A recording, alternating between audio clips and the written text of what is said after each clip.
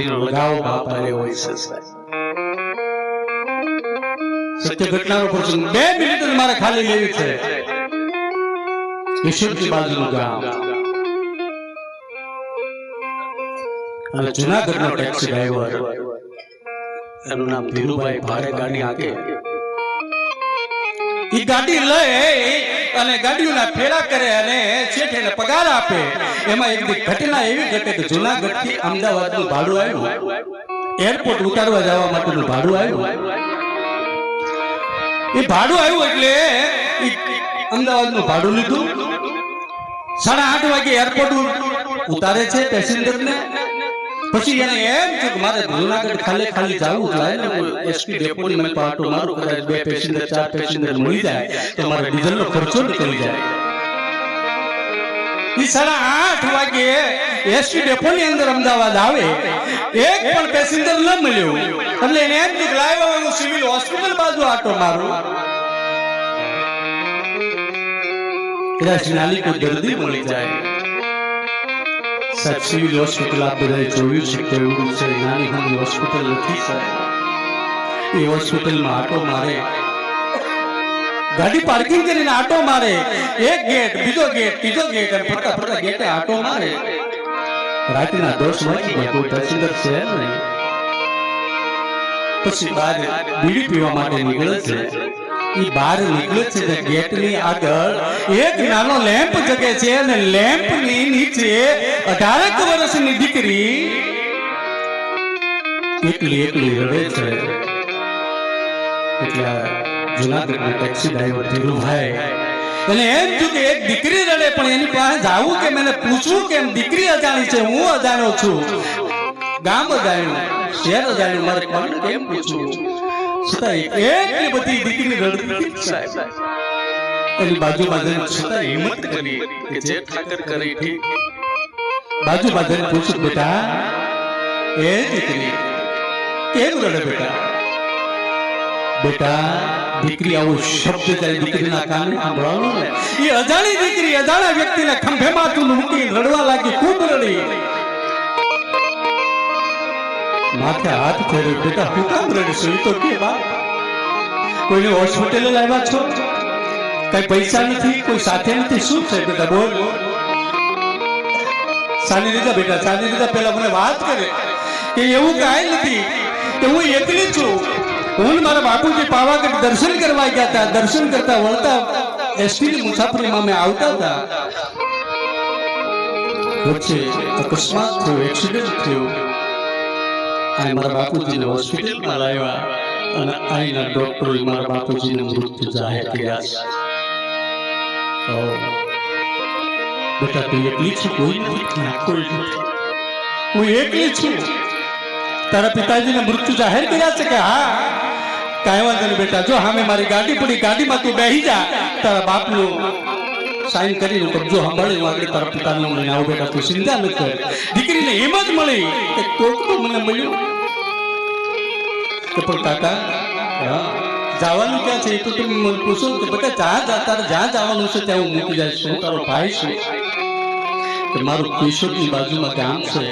અને ત્યાં મારે જવાનું છે ઊંચામાં જતા મારું જુનાગઢ છે હું ત્યાંથી જાણવાનો છું તારા પિતાને ભેટ પહોંચાડી દે તું ચિંતા કર ડોક્ટર પાસે જાય હોસ્પિટલમાં ગયા સાઈન કરી દીકરીના બાપનો કબજો સંભાળ્યો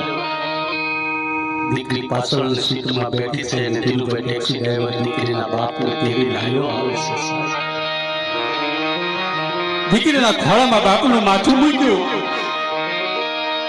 બાપને સુવડાવ્યો દીકરીના ખોળામાં માથું મૂકીને પહેલા દીકરીના બાપને સુવડાવી દરવાજો બંધ કર્યો અને આપણા કાઠિયાવાડી રિવાજ પ્રમાણે 2 અગરબત્તી કરીને ગાડી સ્ટાર્ટ કરી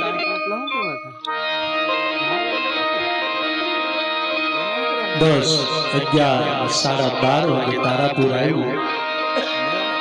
ધીરુભાઈ પાછળ સાઈડ કાચમાંથી જોયું દીકરી શું કરે છે દીકરી બાપના માથે હાથ ફેરવતી જાય બાપના કપાળે સુમિયું ભરતી જાય અને શ્રાવણ ભાદરવાની જેમ ટપ ટપ ટપ બાપના ગાલ ઉપર દીકરીના આહુડા પડતા જાય રાતના 3:30 4 થયા અને કેશોદમાં ગાડી આવી કે બેટા હવે કેટલું કે અહીંથી 5 જ કિલોમીટર મારું ગામ છે કાકા, આ રસ્તે આખો આ રસ્તે. દીકરી રસ્તો ચીંતી જાય, ભાઈ આ ગાડી આગળ જાય. એટલે 5 વાગે દીકરીના ગામમાં ગાડી આવી. દીકરીએ ઘર સુધાર્યું, સામે આગળ આખો મારું ઘર આવે છે. આગળ કેટલી ખડકી આવી, તાળું મારેલું હતું અને ત્યાં કીધું કાકા એ ગાડી ઊભી રાખો, સામે મારું ઘર છે.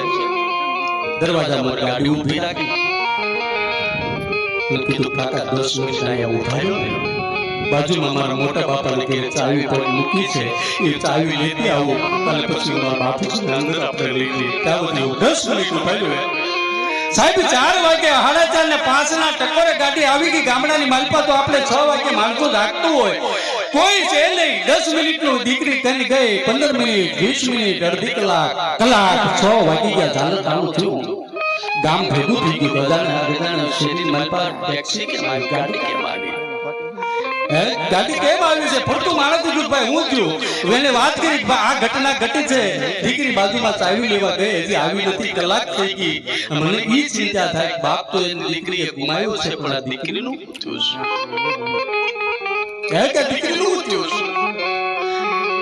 ગામ ભેગું થયું, દરવાજો તોડ્યો, દીકરીના બાપને અંદર લીધા, રોકકળ ચાલુ થઈ ગઈ. એટલે ટેક્સી ડ્રાઈવર ધીરુભાઈને એમ થયું કે હવે કોઈ વડીલની રજા લે અને હું ગાડી લઈને જુનાગઢ ભેગો રવાના થઈ જાઉં, મારે ભાડું તો કઈ લેવાનું છે જ. એ અજાણ્યા વ્યક્તિ ધીરુભાઈ, એ અજાણ્યા વ્યક્તિ અજાણ્યા ગામમાં એ અજાણી ખડકીની અંદર પ્રવેશ મેળવે છે અને ત્યાં કોઈ વડીલ હતા અને કીધું બાપા હું રજા લો. પણ તેની એક વાત અહીંયા તમને પહોંચાડ્યા કોઈ મને બીજું તો ખબર નથી, પણ કે આયા પોગાડ્યા કોને એ તમને વાત કરું તો એની 18 વર્ષની દીકરી છે અને દીકરી એટલી રડતી હતી. આવી રીતના ઘટના ઘટી એટલે હું ત્યાં જઈ ચડ્યો અને મેં વાત કરી એટલે હું અહીંયા સુધી છું, કેશોદના ગામ સુધી પહોંચ્યો છું. ખબર નથી તારી ભાઈ કીધું ભાઈ આ ભાઈને જે ગુજરી ગયા ને દીકરો નથી ને દીકરી નથી. હે કારણ દીકરો નથી દીકરી નથી તો તમને પોગાડ્યા કઈ રીતે? ધીરુભાઈ રામ લાગી કે કાય હાય આકાશ સામુદન ભગવાનને પ્રાર્થના કરવા ગયા ને લઈ ગયા માથે ફોટો ટીંગાતો હતો, ના સુખડનો હાર હતો અને ટેક્સી ડ્રાઈવર ધીરુભાઈ કીધું કે આ દીકરી છે કોનો ફોટો છે? એ કે આ ભાઈની દીકરીનો ફોટો, એકની એક દીકરી હતી અને આજથી 10 વર્ષ પહેલા એ ગુજરી ગઈ હતી, આ એનો ફોટો છે. ત્યારે ધીરુભાઈ ટેક્સી ડ્રાઈવરે કીધું કે તમારા મની ગુજરી ગઈ છે, મરી ગઈ હશે, પણ આ દીકરીએ મને અહીંયા સુધી પહોંચાડ્યો છે. હું કેમ માનું કે આ દીકરી મરી ગઈ, આ દીકરી અવસાન પામી હે કે મર્યા પછી પણ બાપની લાશને રજળવા ન દે ને એનું નામ દીકરી છે. મારી બે હાથ જોડીને કરબત બ્રાહ્મણના દીકરા તરીકે પ્રાર્થના, જો મા બાપની હાજરી હોય મારો બાપ તો એને અત્યારે સેવા કરી લેજો, મારો બાપ એની સેવા કરી લેજો. ધાર્યું તમારું કરજો પણ એક વાર એને પૂછી તો ધાર્યો મારો બાપ, એક વાર એને પૂછી ધાર્યું ભલે તમે તમારું કરો, હાજરી હોય તો પૂછતા જાજો. અને 6 મહિના સાહેબ તમારા માવતરના ચરણ ચાપીને તમારા ધંધે જાઓ, તમારા કામ ધંધે જાઓ અને 6 મહિનાની માલપા